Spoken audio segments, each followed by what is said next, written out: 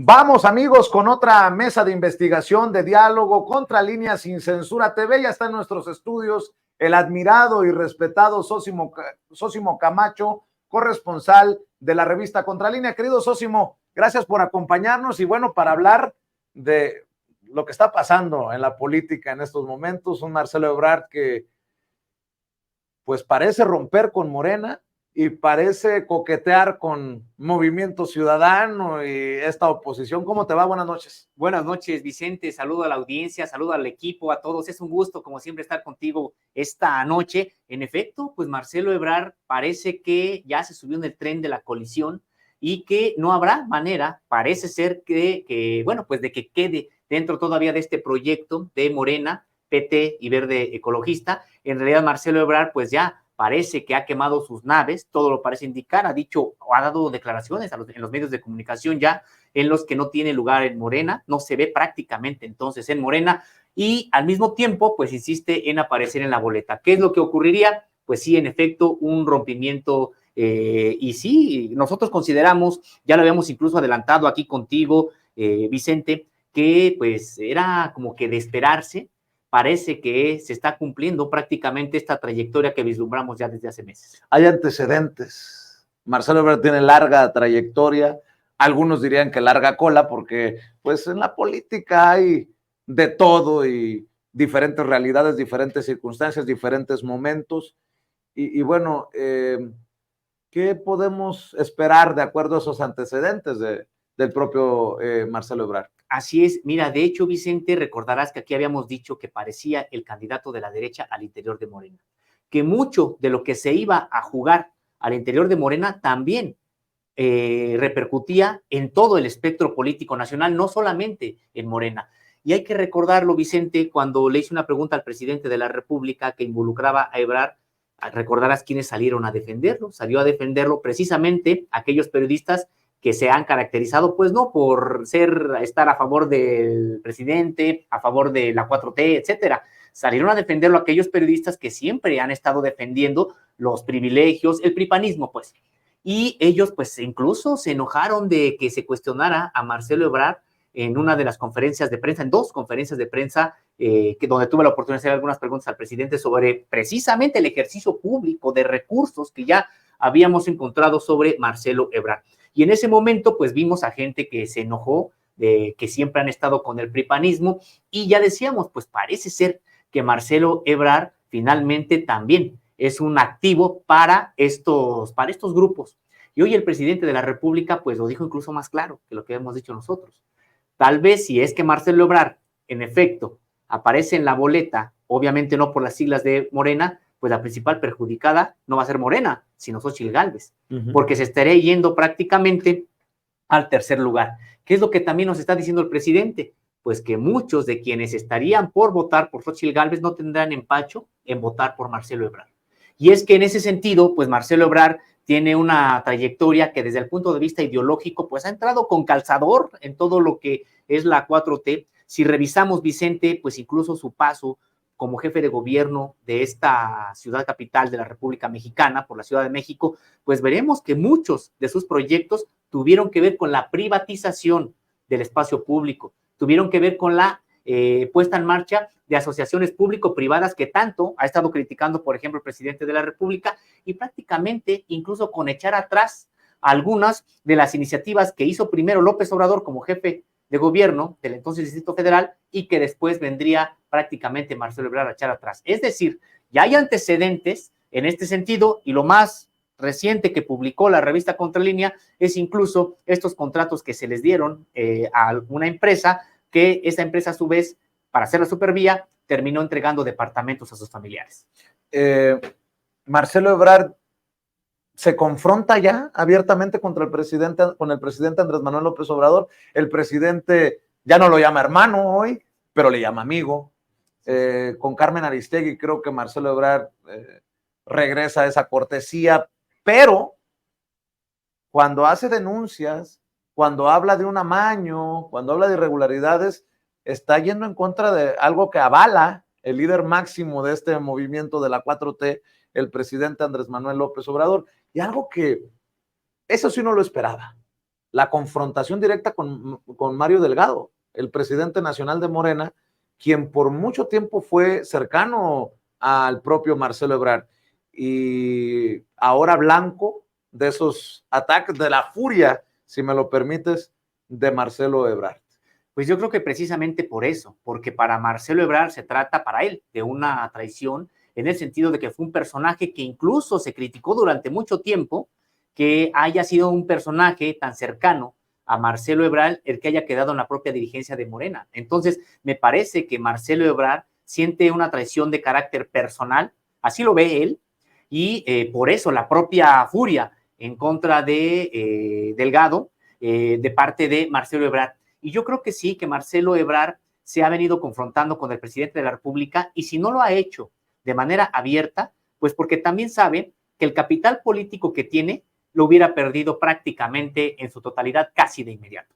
Entonces, pero ya los señalamientos de Marcelo Ebrard han sido velados, pero han sido al presidente de la República. Cuando él acusó que había secretarías de Estado que estaban apoyando de manera ilegítima e incluso ilegal a Claudia Sheinbaum, pues ¿quién es la cabeza de esas secretarías de Estado? ¿Quién encabeza el gobierno de este país? Prácticamente estaba acusando a Andrés Manuel López Obrador, porque además López Obrador siempre ha dicho esto: es mentira que los presidentes no sepan lo que luego hacen sus secretarios. En ese sentido, me parece que Marcelo Ebrard, de manera velada, estaba acusando de manera directa al presidente de la República.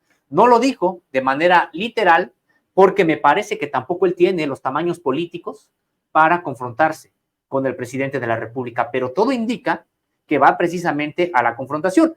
Me imagino que ahora Marcelo Ebrard tendrá que reflexionar, y el lunes próximo ha anunciado que pues ya dirá qué destino tiene él en la política, pero me parece que pues todavía estará incluso viendo, palpando cómo están las cosas en Movimiento Ciudadano.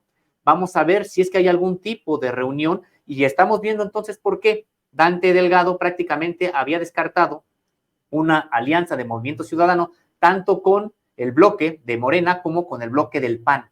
Y además se están aguantando mucho en definir candidato, líder en Movimiento Ciudadano rumbo al 2024. Por más que haya salido Samuel García medio tantear el agua, ya vimos a Colosio que dice que no va a dividir, Enrique Alfaro muy confrontado con Dante Delgado, y creo que en estos cálculos políticos Dante Delgado está también, no sé si negociando, pero sí esperando la decisión de Ebrard.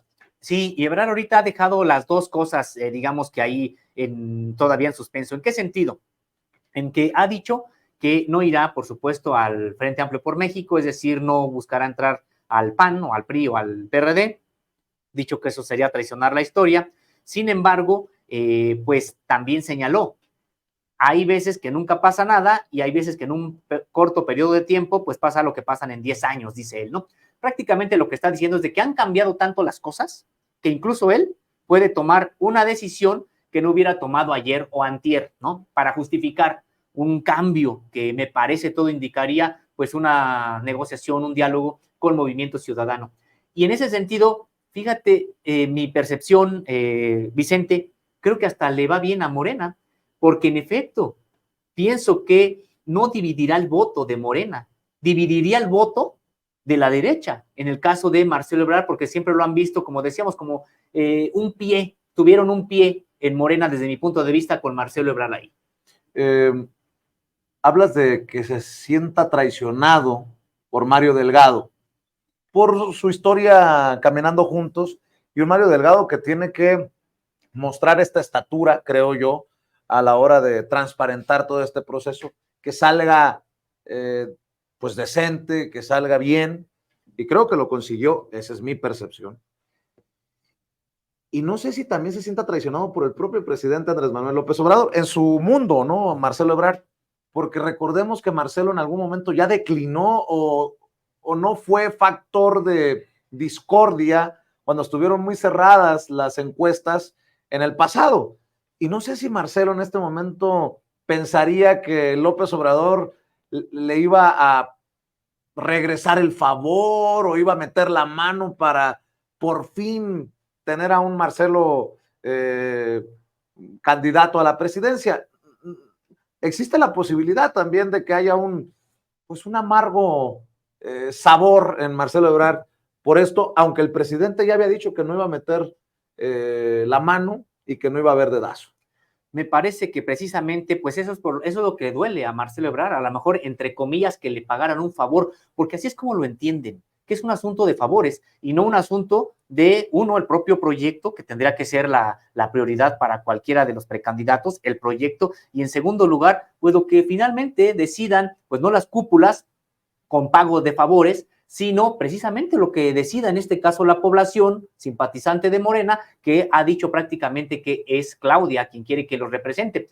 Me parece también, Vicente, que en este caso sí siento que se equivoca además Marcelo Ebrard, porque aquella vez cuando él dicen que se hizo a un lado, pues hay que recordar también que ya López Obrador era un fenómeno importante, que por supuesto no tenía después todavía la gran capacidad de convocatoria que acumuló por la coherencia de estar en la oposición, el cansancio de tantos años de injusticias, etcétera, pero ya era un personaje que me parece que tampoco ahí Marcelo Ebrard en realidad tenía algún tipo de oportunidad. Y recordar también algo, pues entre comillas se hizo a un lado, pero también lo que vino para la Ciudad de México después de que se fuera Andrés Manuel López Obrador, pues fue echar atrás incluso algunos de los proyectos de López Obrador en la Ciudad de México, fue incluso terminar prácticamente reuniéndose con Felipe Calderón, recordarlo también cuando había una presidencia legítima que había impulsado Andrés Manuel López Obrador en ese momento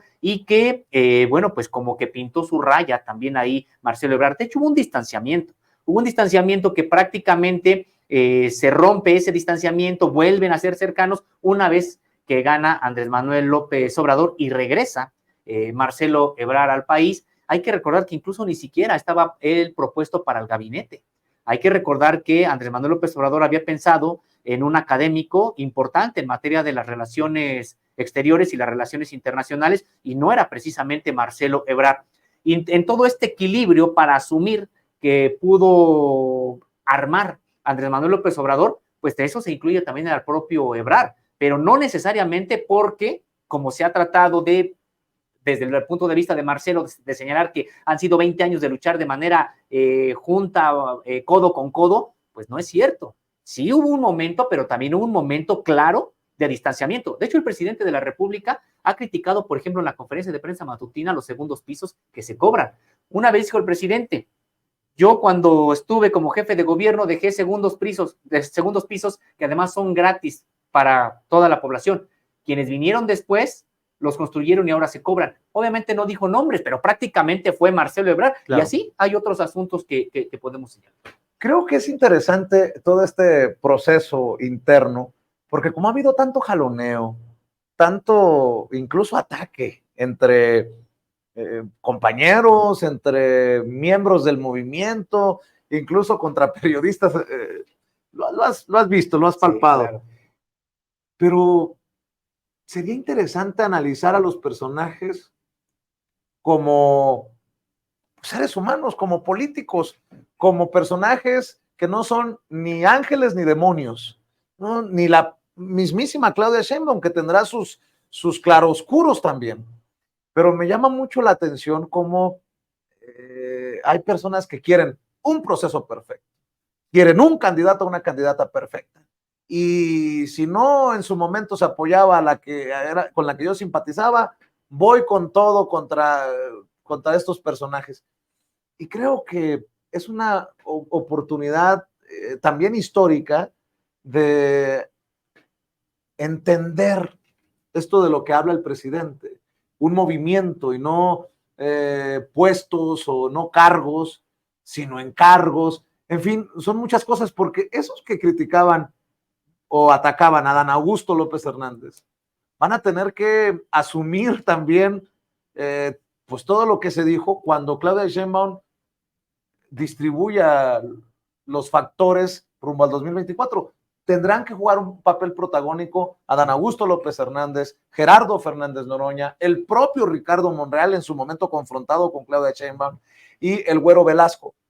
Por eso estamos hablando de Marcelo Ebrard, que qué papel podría jugar con todo lo que ya ha dicho hoy y que podría estar a un paso del abismo político o un paso hacia atrás, que yo lo veo muy complicado. Yo no veo a Marcelo que diga, mejor me quedo, no me voy. No lo sé. ¿Tú cómo entiendes todo esto que digo? Pues parece, Vicente, que en efecto Marcelo Ebrard terminará por romper, porque ya se metió en una ruta que va a ser muy difícil que meta reversa. Prácticamente se metió yo en la ruta de la colisión y todo parece indicar que en efecto no se irá al PAN, no se irá, me parece, al PRI, porque además se vería una incoherencia impresionante. Todavía podría disfrazar esa incoherencia, pues si se va precisamente a Movimiento Ciudadano, que es donde todo parece indicar que terminará ahí. Y además ya pasó, de alguna manera, por políticamente hablando, las manos de Dante Delgado, ¿no? En algún momento. Pues hay que recordar que precisamente podríamos decir que la rama principal de Movimiento Ciudadano pues fue el Centro Democrático, donde estaba Marcelo Ebrard. Es decir, es que habría que ver, Vicente, que desde el punto de vista incluso ideológico, por eso decíamos desde el punto de vista ideológico, en realidad Marcelo Ebrard pues parece que tiene más afinidades con Movimiento Ciudadano que en realidad incluso con Morena. Tan solo por lo que decíamos, el propio paso de como gobernante de Marcelo Ebrard, pues no fue precisamente el de no al neoliberalismo. Si nosotros podemos hacer un análisis de cómo gobernó Marcelo Ebrard, veremos que hubo privatizaciones, hubo asociaciones público-privadas, etcétera. Es decir, un modelo que para nada en ese momento era discordante con lo que estaba ocurriendo a nivel federal. Entonces, en ese sentido, pues creo que ideológicamente no se podría sentir incómodo Marcelo Ebrard ahí. Por eso es que tenía también muchos simpatizantes en el ámbito fuera de Morena, y no precisamente el PT o el Verde Ecologista, sino en la derecha, de manera clara. Entonces, yo creo que sí, se están acomodando. Ahora, importante lo que están haciendo los otros que fueron precandidatos. ¿En qué sentido? Hay quienes señalaron irregularidades, pero tuvieron también la honestidad para decir son irregularidades que no vician en su totalidad el proceso o que son determinantes para pedir que se cancele. Hubo quienes denunciaron irregularidades. Ahí está Fernández Noroña, que además me parece que se reveló como un candidato importante, precandidato importante, prácticamente quedó en tercer lugar con una campaña que hizo a ras de tierra, con pocos recursos, etcétera, y que bueno, pues ahí está, y que no obstante que él señaló que también había irregularidades, también tuvo la capacidad de reconocer honestamente que esas irregularidades no significaban algo real para el proceso. Para mí resulta fascinante el caso de Ricardo Monreal. A Ricardo Monreal muchos lo tratamos, hay que decirlo, hay que aceptar, casi como traidor por sus posturas de confrontación, no solamente contra la 4T, contra el presidente directamente, a pesar de que nunca me lo admitió en la entrevista que me concedió hace meses. Pero incluso Ricardo Monreal, quien tenía diferencias o ha tenido diferencias con Claudia Sheinbaum desde el 2018, porque él buscaba la jefatura de gobierno y terminó siendo Claudia Sheinbaum en ese momento la candidata, tiene la altura de miras y dice, pues yo cierro filas, yo cierro, y luego habla nos tocará hacer una reflexión sobre ese 6%, creo que dice en su mensaje, y determinar qué hemos hecho mal y cómo recuperar la confianza. O sea, en un dejo de honestidad muy cabrón perdóname la expresión, de Ricardo Monreal, insisto, al que muchos ya calificaban de traidor, pues regresa al redil y cierra filas. Y a mí, la verdad, me llamó mucho la atención el caso del doctor. Yo también lo noté eso, donde él prácticamente diciendo, pues tenemos que hacer un examen de por qué prácticamente nos fue tan mal a él, ¿no? Y yo también lo noté. Es que termina en el último lugar. Sí, termina en el último lugar, y además algo, Vicente, hay que recordar que bien ya comentabas tú, él se estuvo confrontando pues unos días antes de que iniciara prácticamente el proceso. Había acusado exclusión, que les estaban cerrando la puerta, que el presidente ni lo mencionaba, o sea, incluso unos días antes de que ya empezaran las campañas, las precampañas al interior de Morena, las giras de consulta a la propia base, él todavía prácticamente estaba criticando de manera intensa. Y importante destacar esto porque prácticamente el único que está señalando que no está de acuerdo y que fue una elección prácticamente fraudulenta, pues es Ebrard, porque de los otros, ninguno de los precandidatos, y no solo ahora, sino cuando Marcelo Ebrard empezó a señalar que había una cargada, que era una elección de Estado, etcétera, ningún otro de los precandidatos le hizo segunda a Ebrard. Y dos, los 22 gobernadores que tiene Morena prácticamente dijeron no, fue una elección hecha, válida, democrática, etcétera. ¿Sale fortalecido Morena de esto? Pues yo creo que sí. Por eso decíamos... O del movimiento de la 4T, porque no solamente claro, es Morena, ¿no? De hecho, yo creo que sí. Finalmente, me parece que ahí está la orfandad también del propio Marcelo. Marcelo sí logró que hubiera decenas de legisladores hace un par de semanas emitiendo una carta de que había problemas y todo. Perdón, yo no sé cuántos de ellos ahora, en efecto, digan que se mantienen con Marcelo Ebrard. Pero prácticamente los 22 gobernadores, todos los precandidatos, es decir, todas las personalidades más importantes de la estructura en Morena están con Claudia Sheinbaum hoy. La única personalidad con importancia, por supuesto, también es Marcelo Ebrard y es el único que prácticamente pues dice entonces que se va.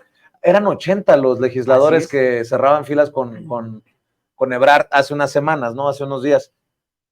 Vamos a ver si se arriesgan a esto que llamaba Noroña anoche de que los chupe la bruja, ¿no? Políticamente hablando. Dice, el que rompa, el que traicione, se lo va a chupar la bruja. No es la primera vez que se lo escucho a Gerardo. Se los puede chupar la bruja a estos legisladores porque vamos al 2024 en donde se renovará también la Cámara de Diputados y el Senado de la República, y creo que muchos están en esos escaños por el factor López Obrador, no por el factor Ebrard. Esa es la lectura que yo le doy. Totalmente de acuerdo, para nada. Es que me parece también que es parte de lo que él mismo se autoengañó Ebrard, en el sentido de que tal vez pensaba que con su operación política, porque hay que señalar, es un operador político nato, tuvo ahí importantes atribuciones cuando la cuestión de la pandemia, etcétera, como funcionario público, cosas que le encargó el presidente de la República, las consiguió, etcétera. Y que se le han reconocido, por cierto, por el propio hecho, AMLO. Y no, así es, y nosotros mismos lo hacemos, pues sí, es un operador nato, etcétera, y lo hizo, lo logró, aunque también habría que señalar algunos de sus otros pecados ahí también. Recordarás que el presidente de la República se quejó de algunas de las votaciones de México ante la Organización de las Naciones Unidas, por ejemplo, y algunos del tratamiento que se hizo con la relación bilateral México-Estados Unidos, donde no se acataron de manera estricta las propias indicaciones del presidente. Ahí vemos entonces, por ejemplo, también los propios intereses, las propias de Marcelo Ebrard. Entonces, pero en términos generales podemos decir, bueno, pues cumplió su papel, pero me parece que finalmente él creyó que ese favor que además tiene de grupos de la élite, porque hay que señalarlo, Marcelo Ebrard sí tiene el favor de algunos grupos de la élite en México y creyó que eso le alcanzaba para enfrentarse al propio presidente de la República, al partido, pero se le olvida algo. En realidad, la propia popularidad que pudiera tener Marcelo Ebrard, pues se la debe también al presidente de la República y al movimiento. Entonces, me parece que también este autoengaño de Marcelo Ebrard lo lleva prácticamente a creer que puede incluso retar al presidente y al movimiento. Qué interesante también cómo en la política, cuidado porque te enrollas en tu cola y te puedes caer tú mismo, ¿no? Tú solito. En la oposición mediática y en la oposición política, en su momento decían, pobre Marcelo, le están haciendo una jugarreta, Marcelo, aguanta, el pueblo te levanta, y ahora dicen, si Marcelo brinca a Movimiento Ciudadano, nos jode, porque va a dividir precisamente las preferencias, los votos al Frente Amplio opositor. Esos que defendían a Marcelo, ahora no sé más o menos qué postura van a tomar, porque Marcelo podría terminar siendo un factor que les jode el asunto. Sí, totalmente. Es que es lo que comentábamos ya, Vicente, en el sentido de que Morena no se divide ni tampoco se desmerece entre el propio, la aceptación que tiene entre la propia población mexicana. O sea, me parece que en realidad Morena, pues prácticamente conserva el mismo número de simpatizantes. El problema va a ser ahora, si es que Marcelo se va, ¿cuántos realmente que están dispuestos a votar por Xóchitl Gálvez en realidad van a preferir a un candidato como Marcelo Ebrard? Y yo te podría decir, Vicente, pues es que la verdad muchos con ese signo político lo harían de manera automática. Xóchitl Gálvez, como vemos, pues es alguien, un personaje al que han inflado mucho, pero que realmente no tiene ni las tablas políticas, ni tampoco tiene una trayectoria realmente limpia. Y hemos visto que cuando empiezan precisamente en el debate, pues Xóchitl Gálvez puede salir con cualquier barbaridad que me parece que no podría caminar más allá de un 6-7% en caso de que Marcelo Ebrard también decida competir por Movimiento Ciudadano. Tampoco ganaría Marcelo, pero me parece que si lo que está buscando la propia derecha es conjuntar, aglutinar al mayor número de personas que votan para sacar a Morena de la presidencia, pues más difícil se les va a hacer. Yo creo que esta posibilidad, bueno, este camino que toma Marcelo Ebrard es el peor escenario que hubiera pensado Claudio X González, porque yo no veo a Marcelo Ebrard en una coalición, en una alianza Movimiento Ciudadano, PAN, PRI, PRD, porque ahí sí es el acabose, ¿no? Y de esta manera también compromete lo que he advertido, un plan de acumular cuantos escaños se pueda en el Senado y en la Cámara de Diputados para no permitirle a Morena, PT Verde, tener la mayoría calificada y poder mover las reformas constitucionales como una reforma al Poder Judicial, por ejemplo. Así que el peor escenario para la oposición, están de mal y de malas, pues, en la oposición. Y creo que tanto apostaron para meterle lumbre, humo en la cabeza a Marcelo contra el proceso en Morena, que terminaron metiéndose un balazo en el pie políticamente hablando. Sí, y también el propio Marcelo, los dos, porque el propio Marcelo se queda sin opciones. Ya vimos que ya le mandó mensajes Xóchitl Gálvez a Marcelo Ebrard. Alito Moreno también. También ya les están diciendo que bueno, pues que le hicieron, que ellos están con él, etcétera, ¿no? Que reconocen su trayectoria. Pues están un poco coqueteando. Ya dijo Marcelo Ebrard que pues no podría irse con ellos porque sería negar toda su trayectoria, y me parece que así se leería. Él tiene cancelada, la verdad, también la llegada al PAN, al PRI o al PRD, porque en cuanto lo haga de manera inmediata, pierde todo tipo de credibilidad, todo tipo de capital político, si alguno le restara, precisamente porque se vería una incongruencia que son de las que las personas, los votantes, el pueblo no perdonan. Sería una incongruencia impresionante. Entonces, por eso parece que el único camino que tiene es el de Movimiento Ciudadano, tal vez tratar de hacer crecer ese partido en el Congreso, pero realmente me parece que también Marcelo Ebrard, él mismo y él solito también, se subió a un tren de confrontación donde parece que ya no tiene reversa. Para cerrar este tema y hacerte la petición de que también analicemos lo que está ocurriendo al interior de la UNAM, querido Sósimo, vaya momento en la política mexicana, en la historia de México. Estamos muy cerca de tener a una presidenta, a una mujer al mando con las riendas del país. Ojalá que sea, es mi opinión, de la 4T, ¿no? Porque también está una mujer como candidata del Frente Amplio Opositor. Ojalá que sea Claudia Sheinbaum como la que encabeza la continuidad y la posibilidad de profundización de la transformación de nuestro país. Con mi opinión ahí por delante, ¿por qué digo que es un momento histórico? Un país con tantos feminicidios, un país con tanta violencia contra la mujer, con disparidad incluso de beneficios y de hasta en salario, y que una mujer pueda estar ahí, manda un mensaje muy profundo a un país, a una sociedad que sí tiene mucho de machista socio. Pero que está en transformación. O sea, es impresionante lo que estamos por ver.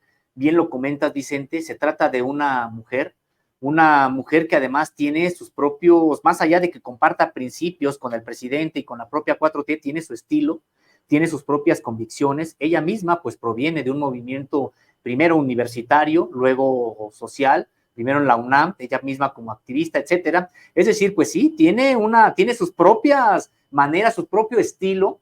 me parece que además tendría una sensibilidad para atender estos temas como los que comentas, las madres buscadoras, los propios familias que buscan desaparecidos, el asunto de los feminicidios, lo que tiene que ver con la violencia sistemática en contra de las mujeres. Me parece que ella tendría esa sensibilidad también y que, pues sí, es un momento que sí será histórico el que después de cuántos, por primera vez prácticamente en la historia del país, estaría liderado por una mujer, por primera vez en cuantos, pues en toda la existencia prácticamente, digamos, del país, y me parece que es un tema muy, muy importante en este sentido. Del otro lado, Vicente, pues me parece que hay una persona que en realidad lo que busca, me refiero a Xóchitl Gálvez, pues es tratar de sacar el mayor número de votos, si se puede, del sector popular, pues con la manera de conducirse supuestamente, confundiéndose con el pueblo, etcétera, tratar de ahí de sacar algún tipo de votos, pero no, me parece que realmente, siendo sinceros, honestos, quien podría tener una capacidad, pues sí, para dirigir el país en el sentido que sea, incluso me refiero, incluso si fuera una persona que tuviera otro signo ideológico, pero es una persona pues, que tiene tablas, que está preparada, me parece, y claro, también vamos a investigarla, también vamos a cuestionarla, también le estaremos, en caso de que hubiera o haya algún tipo de irregularidades en su propia historia política, las estaremos señalando, pero la verdad es de que, bueno, pues es un perfil muy distinto el de Claudia Sheinbaum al de Xóchitl Gálvez.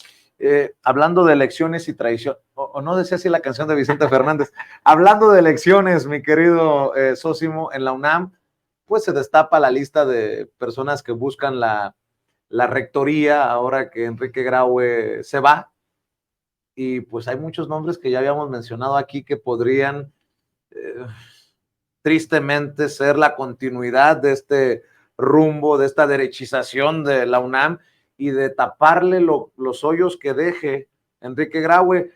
Eso por un lado, y hay otras cosas muy interesantes que están ocurriendo al interior de la UNAM, Sósimo. Así es, Vicente, pues en efecto estamos en medio de este proceso que además se trató de adelantar, una especie de madruguete también de estos grupos que han controlado la universidad y que están enarbolando ahora de nueva cuenta, faltaba más, la bandera de la autonomía universitaria.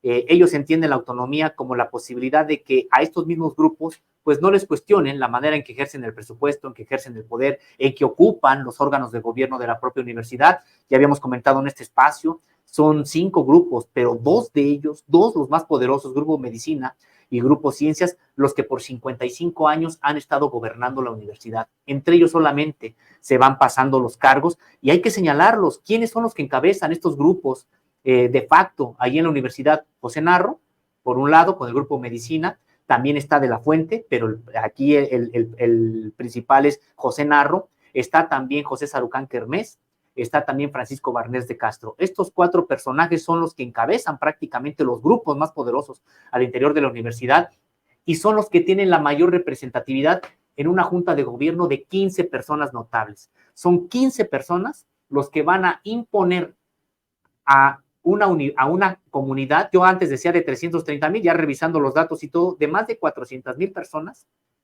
un liderazgo. Es decir, 15 deciden por 400,000 personas quién es el rector en la universidad. Y estos 15, este grupo, la Junta de Gobierno, pues está dominada por estos grupos que estamos hablando y que tienen 55 años allá.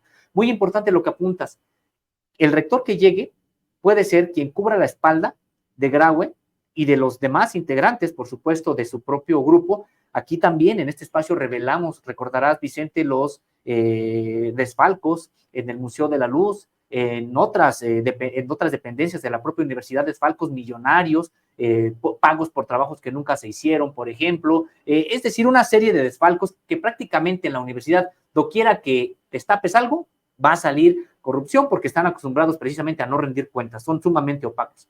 Y dentro de los problemas que también estará heredando, en este caso, Enrique Graue, tiene que ver con el de los trabajadores titulados, profesionistas titulados que también dimos a conocer en este espacio. Dimos a conocer que había entre 1,300 y 1,800 trabajadores con doctorado, ingenieros mecatrónicos, médicos, administradores, etcétera, que están en la universidad como afanadores, como peones, como choferes, etcétera, y que, Vicente, también dijimos en una segunda entrega que contrario a esto, la cúpula del sindicato sí tenía estos privilegios de ser considerados trabajadores profesionistas titulados, obviamente con mejores percepciones, y mientras el grueso de estos trabajadores pues no tiene acceso a estos programas. Lo que ahora recién publicamos en Contralínea, que con eso estamos concluyendo toda esta investigación, pero estaremos al pendiente porque la verdad hay varias cosas que se van a derivar de aquí, es que tanto la universidad como el sindicato tenían ya la propuesta, tienen los recursos, tienen los espacios y simple y sencillamente fingen que siguen negociando, piden más información y dan otro año más prácticamente para solventar esto. Hubo una mesa bilateral hace aproximadamente 3 semanas, donde a los trabajadores les pidieron de nueva cuenta la misma información que les pidieron hace un año, que les pidieron hace 5 años, que les pidieron hace 11 años. Es decir, lo que estamos viendo es prácticamente una simulación entre el propio sindicato y la Universidad Nacional Autónoma de México para volver al punto cero esto que ellos están demandando. Cuando además, Vicente, ya se identificaron que hay 250 plazas que en este momento de manera inmediata pudieran cubrir integrantes de estos trabajadores, porque la UNAM lo requiere. ¿Y qué es lo que hace? Viola el contrato colectivo de trabajo y contrata personal de confianza. Es decir, esto no lo puede hacer tampoco la UNAM si no es con la propia complicidad del propio sindicato. Y pues es una traición a los trabajadores. Me parece que sí, es fuerte, pero me parece que sí, que es lo que está ocurriendo, porque también la propia cúpula sindical, me parece, pues ha encontrado una manera de llevarse las cosas tranquilas.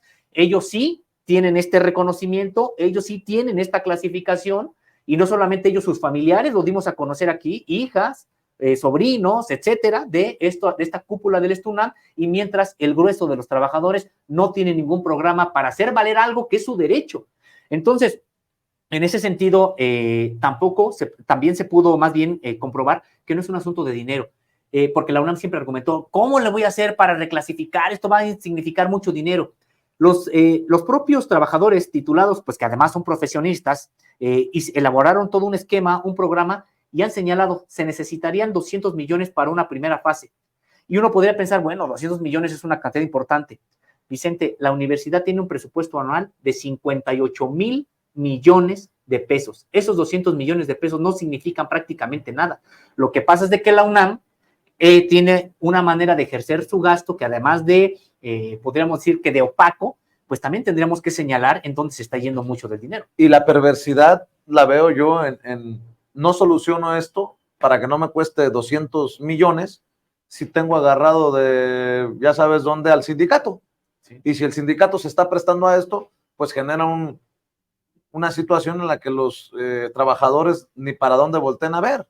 O hay un olvido, un abandono, una cerrazón, no solamente de la universidad, sino también del sindicato, así lo entiendo. Totalmente, Vicente, pues prácticamente están en la vulnerabilidad, no hay la manera de que ellos hagan valer su voz, sus propios derechos, y ojo, se están arriesgando, porque incluso también pueden tener una represión por parte del propio sindicato, ya no solamente de las autoridades. Por supuesto, nosotros vamos a estar atentos y vamos a estar documentando, ojalá que no, espero que por el contrario, que el propio sindicato pues recapacite, reflexione y junto con ellos pues diseñen una mesa de trabajo para hacer valer algo, porque esto no solamente es en contra de ellos, Vicente, es del propio sindicato, porque le están quitando la materia de trabajo. Es decir, el propio sindicato se está debilitando al no defender estos espacios que le corresponden. Entonces, me parece que se trata, Vicente, de algo que es importante, primero para las propias víctimas de esta injusticia, que son los trabajadores titulados, profesionistas y con estudios de posgrado. También para el propio sindicato, los trabajadores en su conjunto, porque les están quitando materia de trabajo. Y finalmente, pues para la sociedad, porque la universidad, precisamente, uno, es pública, se sostiene con recursos públicos, qué bueno que así sea. Y dos, estos trabajadores que han alcanzado tal nivel de capacitación, los capacitó la propia universidad, obviamente con recursos públicos, y son recursos humanos que tendrían que estarse utilizando en algo que pudiera, pues, uno sacar provecho como sociedad de sus propios conocimientos. Y decíamos, Vicente, la UNAM lo requiere. No es de que digas, bueno, la UNAM preparó un ingeniero en mecatrónica, pero no lo requiere. No, el asunto es de que lo requiere. La UNAM preparó, pueden decir, a algún administrador, algún abogado, algún médico. La UNAM lo requiere. El asunto es que simple y sencillamente mejor contrata por fuera, además dándole una vuelta a la ley y al propio contrato colectivo a personal de confianza. Pues Graue ya se va o ya se fue, y el que venga tendrá que definir si le entra o no le entra. ¿Ves luz en ese túnel? Entendiendo que estamos hablando de la posibilidad de una continuidad del camino que tomó Graue a la derecha, en la derechización de la UNAM. Sí. ¿Ves algo ahí? Se ve muy complicado, Vicente. Realmente es triste y es muy complicado porque es muy difícil que realmente se rompa con esta hegemonía de estos grupos. Son 5 grupos. 2 te decía que son los más importantes, que es el grupo Ciencias y el grupo Medicina, que incluso ya dijimos quiénes los encabezan. Los otros grupos también muy importantes es el grupo de los abogados, quien fuera durante mucho tiempo su líder y hasta la fecha, aunque ya murió, es su líder moral, es Jorge Carpizo. Pero ahí está Diego Valadez, ahí está Jorge Madrazo, Cuellar, es decir, todo ese tipo de personajes que son del propio viejo sistema político mexicano, salinistas, muchos de ellos, pues son parte del grupo de abogados también que tienen un poder importante en la universidad. El otro es el grupo de ingeniería, el grupo de ingenieros, quien también, bueno, pues está ahí, quien fuera el secretario de Comunicaciones y Transportes, ahorita se me va el nombre, ahorita lo recuerdo, pero es decir, son grupos de poder al interior de la Universidad Nacional Autónoma de México que no sueltan los órganos de gobierno. ¿Cómo hacer para que llegue alguien que venga precisamente a romper con eso? Si todo está diseñado para eso, es una junta de gobierno de 15 personas las que van a decidir. Hablando de la junta de gobierno, ayer publicaron un comunicado, ¿no? Lanzaron un comunicado, dice, perdón que te interrumpa, a la comunidad universitaria, la junta de gobierno informa que las personas que entregaron documentos y cumplen con los requisitos de acuerdo con la convocatoria del pasado 21 de agosto del año en curso son, en orden alfabético, las siguientes: la doctora Laura Susana Costa Torres, el doctor Sergio Manuel Alcocer Martínez de Castro, el doctor Luis Agustín Álvarez y Casa Longoria, el doctor Raúl Juan Contreras Bustamante, el maestro Jorge Alfredo Cuellar Ordaz, la doctora Patricia Dolores Dávila Aranda, el doctor Germán Fajardo Dolci, el doctor Héctor Irán Hernández Bringas, el doctor William Henry Lee Alardín, el doctor Leonardo Lomelí Vanegas, la doctora María Esperanza Martínez Romero, el doctor Daniel Trejo Medina, el doctor Imanol Ordorica Sacristán, la doctora Guadalupe Valencia García, el doctor Ambrosio Francisco Javier Velasco Gómez, la doctora Luz del Carmen Alicia Vilchis Esquivel y el doctor Domingo Alberto Vital Díaz. Dicen que los documentos recibidos están a disposición de la comunidad en la página de la Junta de Gobierno. El contenido de dichos documentos es responsabilidad exclusiva de quienes los entregaron y firma precisamente la Junta de Gobierno en Ciudad Universitaria con la fecha de ayer. Yo insisto, y entre esos nombres hay algo que nos mueva un poquito a la izquierda, ¿o no? No, sí, de manera muy clara está el caso de Imanol Ordorica. Son 17 los que ha dicho la Junta de Gobierno, la mayoría son parte del propio grupo, incluso del propio Graue. Ahí está Ali Alardín, está por ejemplo Álvarez y Casa, Vanegas, es decir, son personajes que han estado en las últimas administraciones ahí en los propios gabinetes, por llamarlo de alguna manera, de los rectores en turno ya desde hace tiempo, son parte de la casta dorada y que son ellos de manera muy desafortunada los que tienen representación en la Junta de Gobierno. En el caso de Imanol Ordorica es una candidatura muy interesante. Él prácticamente habría sido compañero de Claudia Sheinbaum en el movimiento estudiantil, porque fue precisamente en esos años, Imanol Ordorica destacó como uno de los dirigentes más importantes de ese movimiento estudiantil entonces del 86-87, y hoy es un doctor en educación, especialista precisamente en educación superior, y no solamente es de que haya sido un activista, tiene el reconocimiento de sus pares a nivel nacional y a nivel internacional, es decir, es un académico competente, muy prestigiado en ese ámbito. Sin embargo, bueno, pues no tiene el favor de la Junta de Gobierno, y algo pasa también, es que ahora lo que van a alegar es que como fueron parte, tanto Claudia como Imanol Ordorica del CEU, van a decir que sería la intromisión, entre comillas, de la 4T en la UNAM. Me parece que no es así, me parece que Imanol Ordorica tiene sus propias, incluso algunas posiciones mucho más a la izquierda que la propia 4T, me parece que tendría que ser un candidato fuerte y solamente se le podría ver alguna posibilidad, Vicente, si es que logra generar un movimiento estudiantil y académico al interior de la UNAM que obliguen a la Junta de Gobierno a realmente escuchar a la comunidad universitaria.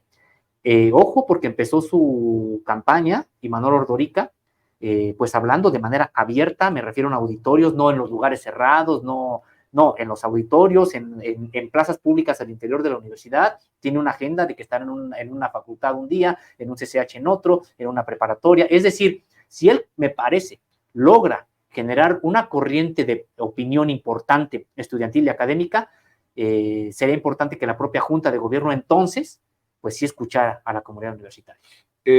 Déjame preguntarte en la recta final ya de esta mesa, querido Zósimo, porque hablabas de señalamientos de intromisión de Morena o de la 4T en el proceso. Bueno, lo mismo están gritando en la Suprema Corte de Justicia de la Nación. Hemos hablado mucho de este poder judicial, hemos hablado mucho de los ministros, de los magistrados que están jugando también un papel político con sus decisiones y sus resoluciones. Pero lo que se viene va a estar muy interesante porque está en juego el dinero y son muchos millones. Estoy viendo que Morena ha propuesto una reforma para extinguir los decomisos en el Poder Judicial de 20,000 millones de pesos. Eso además de que se defina si se le da o no el aumento que pide el Poder Judicial para el próximo año. Y son momentos muy interesantes que me llevarían a advertir que vamos a seguir viendo y escuchando de decisiones desde el Poder Judicial que signifiquen un golpeteo político al gobierno que encabeza el presidente Andrés Manuel López Obrador. No sé si lo veas así.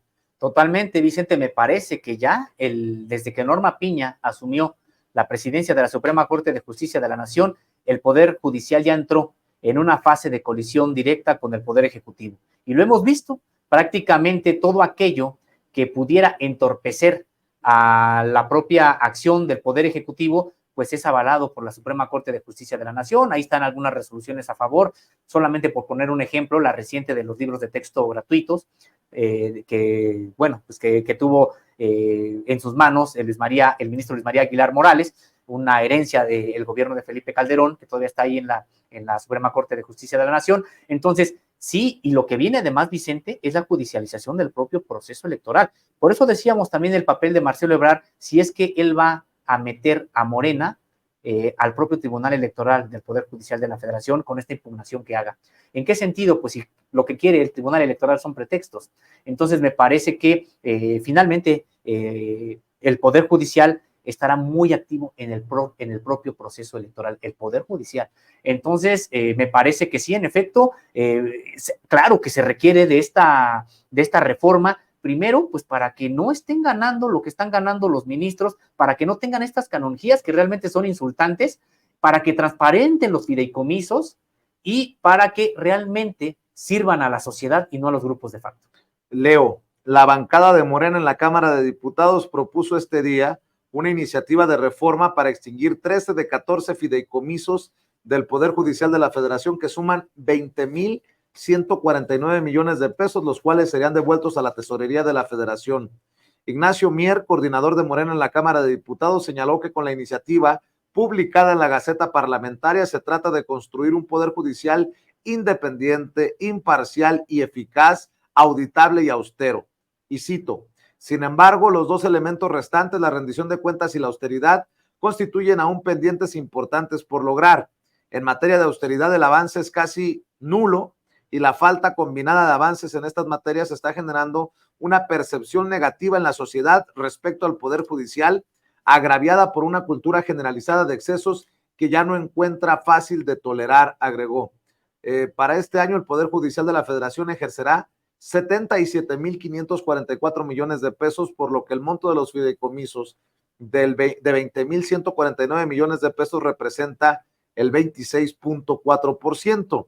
Nacho Mier denunció que las y los ministros del Poder Judicial reciben por su sueldo mensual un total de 297,403 pesos, por concepto de aguinaldo otros 586,000 pesos, por su prima vacacional otros 95,474 pesos, entre otro tipo de prestaciones, y según dijo, esta exposición de privilegios ha generado molestia en la opinión pública, la cual se ha hecho patente en redes sociales y distintos medios de comunicación que han exhibido el descontento social ante los evidentes excesos que tales medidas presentan o representan. La corrección de estas medidas podrá iniciar en el marco de la discusión del presupuesto de egresos de la Federación, en el que la Cámara de Diputados del Congreso de la Unión analizará esta información y adoptará las medidas pertinentes. Asimismo, detalló que solo uno de los 14 fideicomisos, el Fondo de Apoyo para la Administración de Justicia, se quedaría sin modificaciones, mi querido socio. Pues es que es impresionante. La guerra que se viene. Pues sí, la guerra que se viene, y es impresionante lo que tiene este Poder Judicial. Son estos 12 fideicomisos que ha señalado por más de 21 mil millones de pesos. De ellos, pues sí, señalar que 6 los tiene la Suprema Corte y 6 el Consejo de la Judicatura.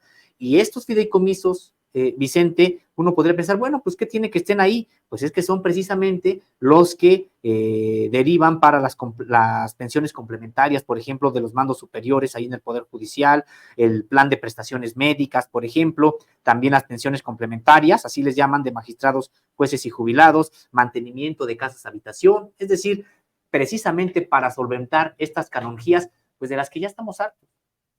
Es que no hay otra palabra, hartazgo, ¿no? Hartos de apostarle a la transformación del país cuando los que tienen la justicia en las manos, pues se amparan y pareciera que tienen otra vara para medirse a sí mismos. Y además, Vicente, que están violando la ley. Es que ese es lo sorprendente. Los encargados de velar porque sea vigente la Constitución, en el caso de los ministros, pues resulta que están violando así flagrantemente el artículo 127, que señala que nadie debe ganar más que el presidente de la República. Podrían ganar incluso igual, pero ellos con estas canonjías, que son parte de su sueldo, están ganando entre 3 y 4 veces más. Ya en este espacio documentamos, Vicente, cuando sumamos todo lo que están percibiendo ministros y magistrados, hay quienes se llevan cerca de 1 millón de pesos. Entonces, al mes. Entonces, es impresionante que lejos de decir me voy a ceñir a la austeridad, no solamente defienden estos fideicomisos, sino que piden más presupuesto. Sorprendente, pero piden más presupuesto. Pues estaremos al pendiente. Por lo pronto, mi querido Sósimo, siempre es importante para nosotros que la audiencia de Sin Censura apoye y respalde los esfuerzos de ustedes también, en donde los leen, los escuchan, los ven. Pues muchas gracias. Estamos precisamente en www.contralinea.com.mx. También nos encuentran en redes sociales como Contralínea, en YouTube, Facebook, Twitter, Instagram y TikTok. Y también estamos como Contralínea Audio en Apple Podcast, Spotify y también en iVoox. Tenemos un noticiero de lunes a viernes en punto de las 10 de la mañana y hasta el mediodía, ahí en los canales de Contralínea. También la mesa de análisis, lunes, miércoles y viernes en punto de la 1 de la tarde y hasta las 2. Contradebate, y por supuesto que les agradecemos la hospitalidad a nuestros compañeros de Sin Censura. Aquí nos encuentran en esta alianza Contralínea Sin Censura de lunes a viernes en punto de las 8 de la noche. Pues nos vemos mañana, mi querido Sósimo, y como siempre, muchas gracias, éxito. Un placer, es un gusto. Gracias. El querido Sósimo Camacho en esta mesa de investigación Contralínea Sin Censura, en esta alianza informativa que esperemos esté cumpliéndole a usted como esta audiencia diferente e inteligente. Y le recuerdo que esto todavía no termina. Hay mucho más por delante. Y a dejar la víbora chillando. Todos somos Sin Censura.